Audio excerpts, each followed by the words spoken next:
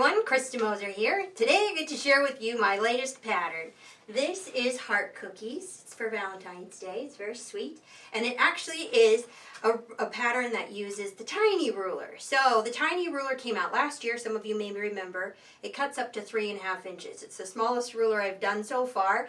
And we're going to use quite a few different cuts that the tiny ruler can do. Now if you have the mini ruler, which is 4.5 inches, you could do all the same things with that.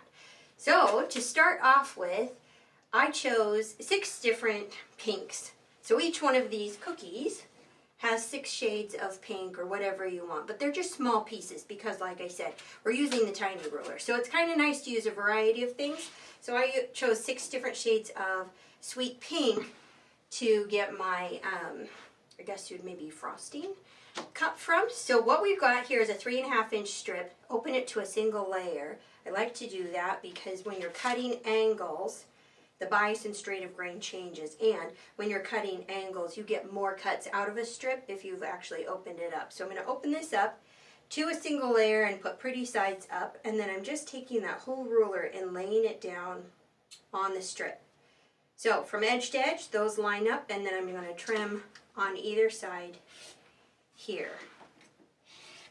And I'm just going to nip this back tip off and then moving on down. So you just keep cutting as many as you need. Now this pattern comes as a lap size, and it actually also comes as a baby size, which I'll show you in a little bit too. So we've got 2 diamonds here, which is all I do just for this demonstration. So putting that aside, 2 diamonds that match each other. Now the next cut for these is you're taking that same ruler, and we had here the cut. Now we turn the ruler, just swiveling it over the top until you get the 3.5 inch hexagon lines. So the center of a diamond is a hexagon in this case, so it's the 1.5 inch dashed line, which is the top of the 3.5 inch hex. And then down here at the bottom it says 3.5 inch hex here. So there's a series of black stars. So that's all we need to do is matching it up here and here, and then we've got the top and bottom white dashed lines that basically give us the markings for our next cut. So you do that, and next one, same thing. Just swivel that ruler right over the middle of the diamond and trim those off. So you can see how this creates a little heart. So you're going to do that for each one of the cookies. You would do that 6 times with all your different shades. So I actually already did that process with all of my other pinks. So we've got that one there, and then let's say this one here. Now the center of it is created from diamond background cuts. So I'll just go ahead and lay those out so you can kind of see how this works. Creates a star of sorts. And then we're going to fill in each of the hollow spots with another one of our hearts. Our different shades here. We'll do this one down here. This here. And last one here. Alright, so here's your basics. This is the cookie. Now we need to fill in the very outside edge with some small triangles. So let me scoot this aside. And I'm going to get my 2 inch strip. So when you are cutting little triangles from the background here, you've got a series of black markings for the 2 inch line. It's right smack between the 1.5 and the 2.5, which each have numbered little bubbles here. And then there's a series of black stars in between. So there's black stars, and then the white dash from the 2.5 inch hex line is there. So you just line those up. The flat tip goes here. Trim on either side. Turn the ruler. And now put that same line across the top.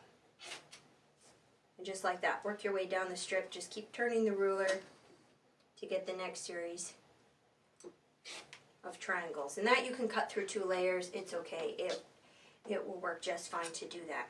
Now, I do like to take these outside tips off. I find that if all 3 tips are flat, it makes for piecing accuracy. It's a dream. So I'm just going to go in here and use the flat tip of the ruler to remove those tips. Feels like busy work, but let me tell you, don't skip that step. It makes all the difference. Okay, so bringing back the cookie pieces. Here is my center star, background star, and then the pink heart to fill in, just like this. And then our triangles. So the triangles fill in, and two of them go at the middle here, just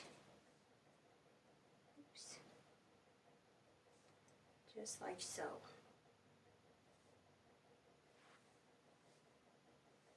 Now to break these into units,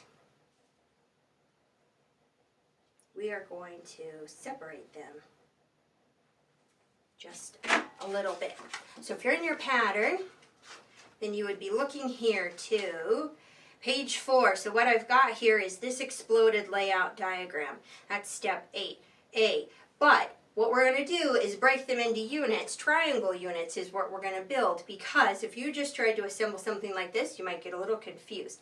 Instead, you're going to pull them out into individual triangle units. Looks like I forgot a little triangle up here. Here and here. So individual triangle units. And those get assembled. But did you notice what I just did when pulling these apart? I separated all the hearts. So all of your matching hearts, the two halves, end up in different units. And when they're all sewn together, that's when the two units start to touch again. So we're going to build these bigger triangle units from seemingly mismatched pieces. So here, I'm just going to scoop all this to the side so we can focus on one of them. This one here. All right, so this half of the heart belongs to the one that's coupled over here, and this half belongs to the one over here. So to do your assembly, what you're going to do, the diamond to the jewel shape to the little triangle, and press those seams open, because this intersection is very flat when you press your seams open, and then it matches up really well. And then this jewel shape to these two little triangles, so now we have a triangle unit and something like a chevron. It's actually a trapezoid shape. And then we get to sew these two together just like this. That's your main unit, 6 of those for each of your cookies. And then to get the black strip, the outline, this frame kind of going around, I did a strip set where I sewed a black and white stripe to a white background and cut that into lengths. And you're going to sew this on to each one of your triangle units. So you're going to get your whole unit sewn together like this, and then put this as an end cap on it. And then we join them all together. So that creates the frame around the whole outside. So I actually did that. So I'll make some room here for showing you what that looks like. And here it is. So now we've got the border unit sewn on here, and you notice it kind of sticks out the edge because it is oversized. And that was intentional. So you're going to take your ruler and just line it up here. So we can line up a portion of it here. And we're lining up the portion of it here. So all we need to do is trim this outside edge so that it's consistent with the angle. Just like that, and like that. And we'll do the same to this side. Line up this outside edge here and this edge here. Get it consistent. All right, large triangle unit. So I'll join the others to it, and you will see how this block comes together.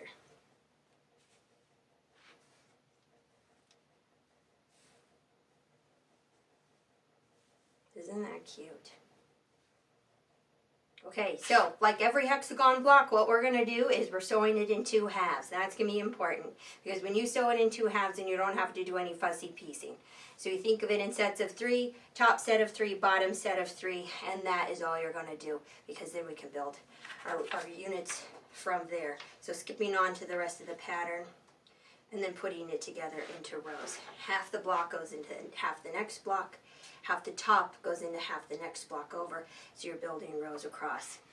Very, very fun. And such a great use of lots of little scraps, individual pieces. Maybe you've been collecting some cute Valentine prints. As a matter of fact, I worked up just one block into a cute Valentine pillow where I did just that. So here you see each one of my cute little Valentine prints I just did one heart out of.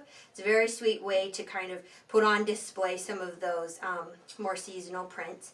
And then like I said, the pattern actually comes as a baby quilt as well. So here is the baby quilt version, and I did turquoise and red. Pretty wild combination, but kind of fun. A little bit vintage 50s maybe looking. So not as many blocks to make the baby size as the lap size, but very cute idea. I think you could do it with all kinds of different colors. Blue hearts might be even fashionable. And of course, if you like the fabrics that I used, we did do kits. So here, all these sweet pinks that I used, we went ahead and put together in a kit. So we've got the striped pink, a solid pink, a couple of sweet little confetti white on pink, and then these flowers, the light pink flower and the little bit darker pink flower. Of course, the black and white stripe, the white background. And then here's an add-on. If you want the backing included, we did get some backing fabric, and I think it's just great. So we went ahead and ordered some. If you want some of that, it's an additional thing, but you can opt to get the backing chunk as well. So this is Heart Cookies, the pattern, using the tiny ruler. So you'll have a use for your tiny ruler if you already have that. And then, of course, the kit. And there are options. We'll put them all in the description box below this video. So if you want everything, the kit, the ruler, and the pattern, that's an option, or just the pattern, or just the pattern and ruler, just the kit. There's all those options. Unfortunately, we didn't kit the other two, the turquoise and red or the fun little Valentine prints. We just did this one, but stay tuned. Who knows what will happen in the future. And I think it's got a lot of potential for cute stuff. So, thanks for watching, and we'll see you soon.